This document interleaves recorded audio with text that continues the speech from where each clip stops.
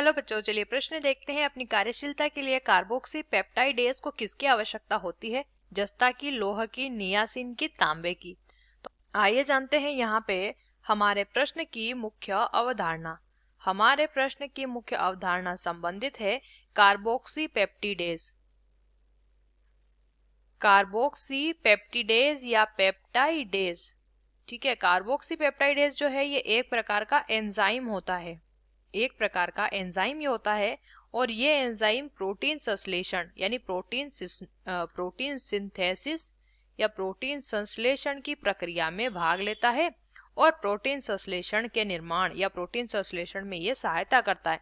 तो जो carboxy peptidase होता है, इस एंजाइम को अपनी कार्यशीलता यानी कि कार्य करने के लिए या अपनी कार्यशीलता को बढ़ाने के लिए या अपने कार्य करने के लिए इसको चाहिए होता है यहाँ पे जस्ता। इस जस्ता को हम जिंक के नाम से भी जानते हैं और इसे Zn से प्रदर्शित किया जाता है, ठीक है। तो पहला क्या दिया है? जस्ता की सही होगा। दूसरा दिया है लोह। लोह यानी कि आयरन जिसे हम कहते हैं। आयरन हमारा कहाँ जरूरी होता है?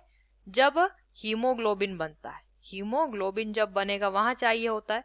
और ये तो जो है हमारा प्रोटीन निर्माण की हम बात कर रहे हैं।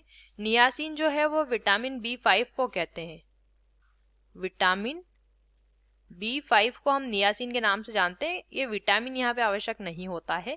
तांबा जो होता है ये फोस्फोरिलीकरण में आवश्यक होता है, तो ये भी सही नहीं होगा।